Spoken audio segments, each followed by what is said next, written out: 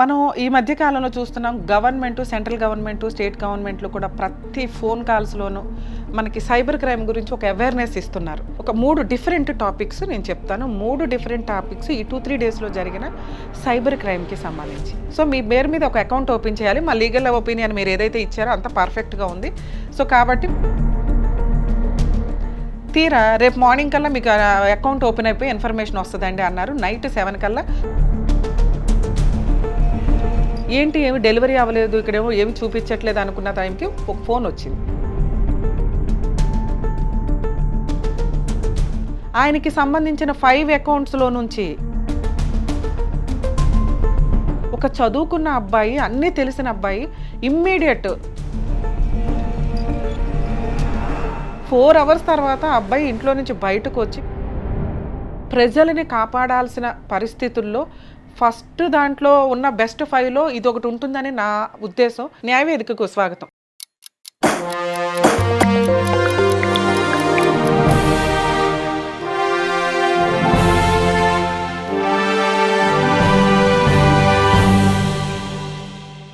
మనం ఈ మధ్య కాలంలో చూస్తున్నాం గవర్నమెంట్, సెంట్రల్ గవర్నమెంట్, స్టేట్ గవర్నమెంట్లు కూడా ప్రతి ఫోన్ కాల్స్‌లోనూ మనకి సైబర్ క్రైమ్ గురించి ఒక అవేర్‌నెస్ ఇస్తున్నారు. ఈ అవేర్‌నెస్ ఇస్తున్నప్పుడు కనీసం బేసిక్ ఎంత అవేర్‌నెస్ ఇస్తుంటే అంత క్రైమ్ పర్సెంటేజ్ పెరుగుతూ డిఫరెంట్ వేల్లో క్రైమ్ పర్సెంటేజ్ అనేది పెరుగుతూ వెళ్తుంది. అదేంటి మేడం అంతకుముందు ఎప్పుడో ఒక 1 ఇయర్ బ్యాక్ ఒక ఆవిడ వీడియో చేశారు, మీరు సిబిసిఐడి అని చెప్పి ఆవిడ డబ్బులు వసూలు చేశారు ఆవిడ దగ్గర అన్నారంటే, అది అయిపోయిన తర్వాత ఇంకొకటి వీడియో చేశాను. మేమే పలానాగా ఆఫీస్ నుంచి మాట్లాడుతున్నాం, గవర్నమెంట్ ఆఫీస్ నుంచి అనేది మా క్లయింట్లకి జరిగిన ఒక ఇన్సిడెంట్. ప్రెజెంటు మాకు తెలిసిన వాళ్ళది ఒక 3 డిఫరెంట్ టాపిక్స్ నేను చెప్తాను. 3 డిఫరెంట్ టాపిక్స్ ఈ 2, 3 డేస్‌లో జరిగిన సైబర్ క్రైమ్‌కి సంబంధించి. నేను అబ్జర్వ్ చేసింది ఏంటంటే, ఒక ఆశ, అవసరం, భయం, బద్ధకం కలిపి డిఫరెంట్ వేల్లో సైబర్ క్రైమ్ జరిగింది అని నేను అనుకుంటున్నాను. ఆశ సంబంధించి ఒక సైబర్ క్రైమ్ ఒకటి చెప్తాను. ఒక ఆయనకి ఒక 100 గజాల స్క్వేర్ యార్డ్స్, ఇది ఖచ్చితంగా మీరు వినాల్సిన వీడియోనండి. 100 స్క్వేర్ యార్డ్స్‌కి సంబంధించిన ఒక ప్లేసు పొలాల్లో ఒక చోట ఒక 100, ఒక చోట ఒక 200 ఇట్లా ఉన్నాయి. రీసెంట్‌గా ఒక పర్పస్ మీద అతను భార్య పేరు నుంచి కొడుకు పేరు మీదకి రిజిస్ట్రేషన్‌లో మార్పులు జరిగినాయి. ఒక 15 డేస్ బ్యాక్ అనుకోండి. 10 డేస్ బ్యాకు దీనికి సంబంధించి ఒక ఫోను మేము పలానా సిఎస్ఐ టవర్స్ సెమీ గవర్నమెంట్ అండి, దీనికి సంబంధించి మీ ఏరియాలో సర్వే చేస్తే పక్క ఫ్లాట్ వాళ్ళ నెంబర్ పేరు కూడా చెప్పారు వాళ్ళు. పలానా ఏ అనే వ్యక్తి వాళ్ళ ల్యాండ్ ఉంది, మీది కూడా ఉంది, కానీ మీది మా టవర్స్కి సెట్ అవుతుంది, దాని వాల్యూ తిప్పి కొడితే 20 lakhs 25 ఉంటుంది. 40 lakhs నాన్ రిఫండబుల్ అమౌంట్ కింద. ఎందుకంటే ఆ టవరు ఆ ప్లేస్లో అయితే అన్ని ఛానల్స్కి బాగా క్లియర్గా వెళ్తుందండి, ఫోన్ టవర్స్కి సంబంధించి. Remaining every month 40,000 rent pay చేస్తాము ఫస్ట్ తారీఖు కల్లా. ఇన్ కేసు 1 డేనో 2 డేసో డిలే అయితే ఈచ్ డే 1000 రూపీస్. మీ డాక్యుమెంటేషన్ అంతా మాకు పర్ఫెక్ట్గా మేము ఎంక్వైరీ చేసుకుంటే మా అఫీషియల్స్ వచ్చి అక్కడ ఎంక్వైరీ చేస్తే మీది పర్ఫెక్ట్గా అనిపించింది. ఇన్ కేస్ మీరు ఒప్పుకోకపోతే పక్కన ఏ అనే వ్యక్తి పేరు ఆల్రెడీ పర్ఫెక్ట్గానే చెప్పారు. ఏ అనే వ్యక్తి వాళ్ళని కాంటాక్ట్ అవుతాం అనగానే ఈ వ్యక్తి యొక్క ఆశ ఉంటుంది చూసారా, నేను ఎవరికన్నా చెప్తే వాళ్ళ వాళ్ళ పొలంలోకి తీసుకుంటారేమో, అది మా పొలంలోనే వేయించుకోవాలంటే నేను ఎవరికి చెప్పకూడదు. 1 డేలో జరిగిన ట్రాన్సాక్షన్ అండి ఇదంతా. ఎవరికి చెప్పకూడదు. సో కాబట్టి వీళ్ళేమో ఢిల్లీ నుంచి ఆఫీసు. సో వీళ్ళు అంత ఎంక్వైరీ చేసుకొని ఉండరు. వాళ్ళు 40 lakhs ఇస్తానంటే నాకేంటి, నాన్ రిఫండబుల్ పెడితే పెట్టండి అని చెప్పి యాక్సెప్ట్ చేశారు. యాక్సెప్ట్ చేసినాక ఆయన ఒక అగ్రిమెంట్ పంపించాడు. ఎంత పర్ఫెక్ట్గా ఉందంటే అగ్రిమెంట్ అంత పర్ఫెక్ట్ ఉంది. ఆ అగ్రిమెంట్ పంపించిన తర్వాత మీకు మీ సేల్ డీడ్ డాక్యుమెంట్స్ పెట్టండి, రెంటల్ అగ్రిమెంట్ క్రియేట్ చేస్తాం, మన లీగల్ ప్రొసీడింగ్స్ ప్రాపర్గా ఉండాలి, ఓ 5,000 లీగల్ ఎక్స్పెన్సెస్ కింద వెయ్యండి అంటే ఈయన 5,000 ప్లస్ సేల్ డీడ్ పేపర్స్ పెట్టారు. తర్వాత వాటిని తీసుకొని వాళ్ళు ఒక రెంటల్ అగ్రిమెంట్ క్రియేట్ చేశారు. ఇందాక నేను చెప్పినట్టే 40 lakhs non refundable, every month 40,000 rent అని చెప్పి ఒక రెంటల్ అగ్రిమెంట్ ఒక 5 పారాగ్రాఫులతో వేసి పంపించారు. ఇంకా వీళ్ళు బిలీవ్ చేశారు. ఇప్పుడు మీకోసం ఒక అమెరికన్ అకౌంట్ ఓపెన్ చేయాలండి, మా హెడ్ ఆఫీస్ అంతా అమెరికాలో ఉంటుంది, ఢిల్లీలో బ్రాంచ్ ఆఫీసు. సో మీ పేరు మీద ఒక అకౌంట్ ఓపెన్ చేయాలి, మా లీగల్ ఒపీనియన్ మీరు ఏదైతే ఇచ్చారో అంత పర్ఫెక్ట్గా ఉంది. సో కాబట్టి మీరు ఒక 40,000 పంపిస్తే మేము అకౌంట్లు అవి ఓపెన్ చేస్తాం మీకు ఇక్కడ అంటే 40,000 పంపించారు. ఆఫ్టర్నూన్కి 10 నుంచి 4 o'clockకి ఈ ట్రాన్సాక్షన్. తీరా రేపు మార్నింగ్ కల్లా మీకు అకౌంట్ ఓపెన్ అయిపోయి ఇన్ఫర్మేషన్ వస్తుందండి అన్నారు. నైట్ 7 కల్లా ఒక బ్యాంక్ అకౌంట్ కూడా ఓపెన్ అయ్యి బ్యాంక్ ఆఫ్ అమెరికా అనే ఒక చెక్ కూడా ఇష్యూ అయింది. మార్నింగ్ 10:00కి మళ్ళీ ఫోన్ చేసి, ఇదిగోండి మీ అకౌంట్లు అన్నీ పర్ఫెక్ట్గా ఓపెన్ అయిపోయినాయి. మీకు ఈచ్ 10 lakhs చొప్పున 4 చెక్స్ మీకు డిపాజిట్ అవ్వాలంటే మీ అకౌంట్లో బ్యాలెన్స్ లేదు, 60,000 ట్రాన్స్ఫర్ చేయండి, అకౌంట్లో బ్యాలెన్స్ వస్తుంది, ఈవినింగ్కి మీకు చెక్ డిపాజిట్ అవుతుంది, ఫస్ట్ చెక్. ఆయన దగ్గర డబ్బుల్లో సీనియర్ సిటిజను 65-70 years, మ్యాక్సిమం 65 ఉంటాయి. అమౌంట్ లేకపోవడం వల్ల వాళ్ళ ఆవిడ గోల్డ్ ఏదో తీసుకెళ్ళి తాకట్టు పెడదాం, లేకపోతే తెలిసిన వాళ్ళని అడుగుదాం అనుకునే టైంకి వాళ్ళ ఆవిడ గొళ్ళు మండి లీగల్ ఒపీనియన్ తీసుకోండి అని అడిగితే పేపర్స్ పంపించి చూస్తే నాకు అసలు బీపీ వచ్చినంత పని అయింది. 25 lakhs వాల్యూ చేయని ఒక ప్రాపర్టీకి ఎవడో 40 lakhs ఇస్తానంటే మీరు ఎట్లా నమ్మారు సార్? ఏ రకంగా నమ్ముతారు మీరు? మీకు ఆ 45,000 పోయినట్టే. ఈ 60 వేయకండి, ఇలాంటి ఒక ట్రాన్సాక్షనే ఉండదు. కావాలంటే ఇప్పుడు నేను చెప్పినట్టు వినండి అంటే నెక్స్ట్ ఆ రోజు ఆయన 10కో 11కో మళ్ళీ ఫోన్ వచ్చింది వీళ్ళకి. సార్ మా ఇంట్లో ఒప్పుకోవట్లేదు, మా 45 మాకు రిటర్న్ చేయండి అంటే, అలాగేనండి మధ్యాహ్నం కల్లా చేస్తామని ఫోన్ పెట్టిన వాళ్ళు ఇంతవరకు ఫోన్ లేదు. అదృష్టం కొద్దీ 45లో బయటపడ్డారు. ఇక్కడ నాకు అనిపించింది ఏంటంటే ఆశ. ఎక్కడా ఉత్తనే డబ్బులు రావండి, అసలు ఇట్లాంటివి కొంచెం కూడా యాక్సెప్ట్ చేయకండి. ఈ ట్రాన్సాక్షన్ ఎట్లా వాళ్ళకి తెలిసింది? ఎందుకంటే వీళ్ళు ఇప్పుడు ప్రాపర్టీ కాదు, ఎప్పటితో 200 square yards 100 square yards ఏవో బిట్లు అయితే ఉన్నాయో ఎప్పటివో.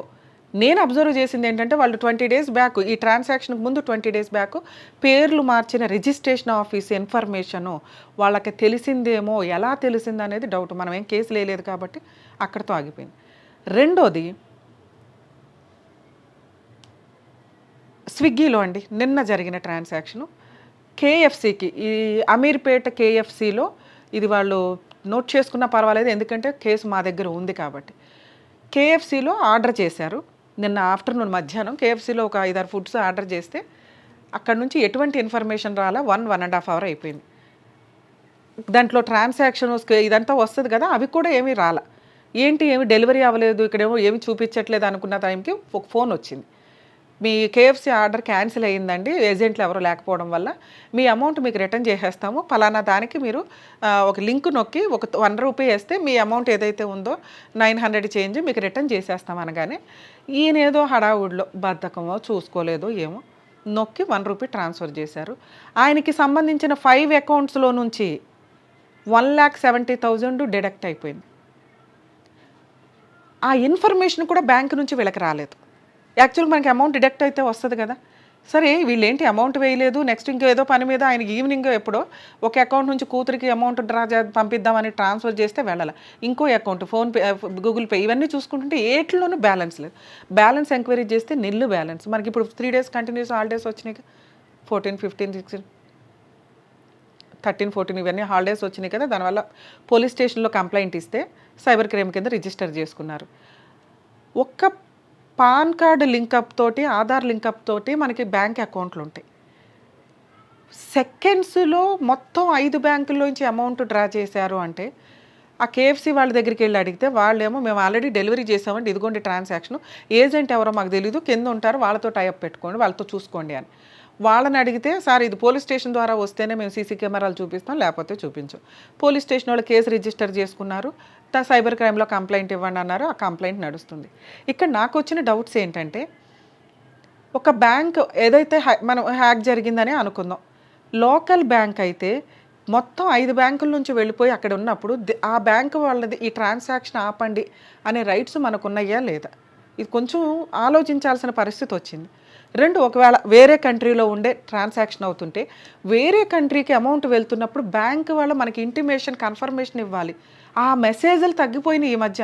ఒకప్పుడు 1,00,000 రూపాయల ట్రాన్సాక్షన్ అనగానే ఈ చెక్ మీరే ఇచ్చారా, ఈ ట్రాన్సాక్షన్ మీరే ఇస్తున్నారా అని అడిగే మెసేజ్లు ఈ రోజున రావట్లా, మీరు అబ్జర్వ్ చేయండి. నెక్స్ట్ మనకి సంబంధించిన పూర్తి ఇన్ఫర్మేషన్ ఎక్కడి నుంచి లింకప్ అవుతుంది. ఇక్కడ నేను అబ్జర్వ్ చేసింది ఏంటంటే, ఆ ఏజెంట్ ఎవరైతే డెలివరీ బాయ్ ఉన్నాడో అక్కడి నుంచి ఏదన్నా లింక్ అయ్యిందా అనేది నా డౌట్ అండి. సో ఇదొకటి పోలీసులు ఎంక్వైరీ చేసిన తర్వాత ఏం జరిగిద్దో దీని మీద ఇంకొక వీడియో చేస్తాను. సో స్విగ్గీలు, జొమాటోలో ఇంకొకటో దేని ద్వారా అన్నా కూడా మన అమౌంట్స్ ఈ రకంగా కూడా వెళ్ళిపోతుంది. ఏ లింక్ పడితే ఆ లింక్ నొక్కకండి. ఎవరికి ఊరికనే డబ్బులు పంపించొద్దు. ఒకవేళ ఇక్కడ ఎప్పుడైనా మీకు ప్యాకేజ్ రాకపోతే, ఫుడ్ డెలివరీ ఇది రాకపోతే కనుక అందులోనే లింక్స్ ఉంటే వాళ్ళకి అలా కంప్లైంట్ చేసుకుంటే మీ అమౌంట్ మీ సేమ్ ఎక్కడైతే డిడక్ట్ అయిందో దానికి యాడ్ అవుతుందే తప్ప ఇలా వేరే లింకులు పంపించడం అనేది ఉండదు. కొంచెం కాన్సన్ట్రేట్ చేయండి. ఇంకొకటి ఒక కన్సల్టేషన్ మాట్లాడానండి. పిల్లోడికి రీసెంట్గా జాబ్ వచ్చింది. తర్వాత వర్క్ ఫ్రమ్ హోమ్ అని ఇంటికి వెళ్ళారు. ఈ వీక్లోనే జరిగిన ట్రాన్సాక్షను. భయం ఇక్కడ నేను అబ్జర్వ్ చేసింది భయం. మేబీ ఆ ఆఫీస్కి సంబంధించి ఏదైనా డాక్యుమెంట్స్ పెట్టుకోవడం ఇవి కామన్గా జరుగుతాయి. పలానా మేము ఆఫీసర్స్మి, మీ దాని మీద నేపాల్లో మీ ఫోన్ నెంబర్ వీటన్నిటి మీద కూడా పలానా ఇవి నడిచినాయి, వీటికి సంబంధించి మొత్తం మా టీం అంతా వస్తున్నారు, నువ్వు ఆ రూమ్ మొత్తం లాక్ చేసుకొని ఉండండి, మీరు ఇంట్లో వాళ్ళకు కూడా ఇన్ఫర్మేషన్ ఇవ్వద్దు, ఇంకొకరికి ఎవరికైనా తెలిస్తే కనుక ఖచ్చితంగా మేము అక్కడికి వచ్చేసి మా వాళ్ళంతా లోకల్ పోలీసులతో వచ్చి అరెస్ట్ చేస్తారు అని ఏదో. మరి అది ఏమి హిప్నటైజ్ జరిగిందా ఇంకొకట? ఒక చదువుకున్న అబ్బాయి, అన్నీ తెలిసిన అబ్బాయి ఇమ్మీడియట్ 4 అవర్స్లో ఫస్ట్ 1 అవర్లో 2 lakhs ట్రాన్స్ఫర్ చేశాడు. రిమైనింగ్ వాళ్ళు మాట్లాడిన నా దగ్గర లేవండి డబ్బులు అంటే పర్సనల్ లోన్ అప్లై చేయించారు. సేమ్ ఫోన్లో 1.5 అవర్లో పర్సనల్ లోన్స్ 10 lakh క్రెడిట్ అయింది. 5 minutesలో వాళ్ళు డ్రా చేసుకున్నారు. 4 అవర్స్ తర్వాత అబ్బాయి ఇంట్లో నుంచి బయటకు వచ్చి వాడు అప్పుడు రియలైజ్ అయ్యాడు. వాళ్ళు అడగడం, నాన్న మీకు అట్లా ఒకళ్ళు వచ్చి డబ్బులు అడుగుతుంటే సరే పోలీసులే మీ మీద కేసే రిజిస్టర్ అయ్యింది, మీరు ఒక అడ్వకేట్నో ఇంట్లో వాళ్ళని ఎవరొకరు సపోర్ట్ అడగాలంటే ఆ టైంకి అబ్బాయి ఆ భయంతో అబ్బాయికి ఏం తెలియలా. చదువుకొని ఎడ్యుకేటెడ్ తల్లిదండ్రులు పల్లెటూరు వాళ్ళకి ఈ విషయం తెలిస్తే ఏం భయపడతారో అని ఎక్కడో అక్కడ ఒక మనిషి చిన్న మిస్టేక్ ఏదో చేస్తుంటారు, దాన్ని పట్టుకొని వీళ్ళు భయపెట్టి డబ్బు వసూలు చేశారు. 12 lakhs అండి. ఆ అబ్బాయి మేడం ఇప్పుడు ఆ బ్యాంకుకి నేను లోన్ కట్టలేను, ఎట్లా అండి, మరి ఇది చీటింగ్ కదా అంటే, బాబు నువ్వు తెచ్చుకున్నది లోను, ఆ లోన్ తెచ్చుకొని నాకు ఇక్కడ ఇన్వెస్ట్మెంట్ డెడ్ ఇన్వెస్ట్మెంట్ అయింది కాబట్టి నేను కట్టనంటే వాడు ఊరుకోడు కదా. దీని మీద కోర్టులో వస్తే మనం వాడికి ఇస్తామా? లోనే కదా కడతాం, అది కట్టడం తప్పదు, కట్టుకోవాలి. ఇలా చీటింగ్లకి నువ్వు ఎంత ఎడ్యుకేటెడ్ కదా, ఎందుకు కట్టావు నాన్న అంటే ఆ పిల్లోడికి మాటల్లో ఏడుపు తప్ప విపరీతంగా ఏడుస్తున్నాడు. అరే మేడం అసలు అంతలా షాక్ చేశారండి నన్ను, మాట్లాడిన విధానం, ఆ ఇంగ్లీషు, ఆ టర్మినాలజీ, ఆ వీడియో కాల్ కూడా చేశారట. ఆ ఆఫీస్ అవన్నీ చూసిన తర్వాత నాకు అట్లా రికార్డ్స్ ఉన్నాయంటే రికార్డ్స్లో.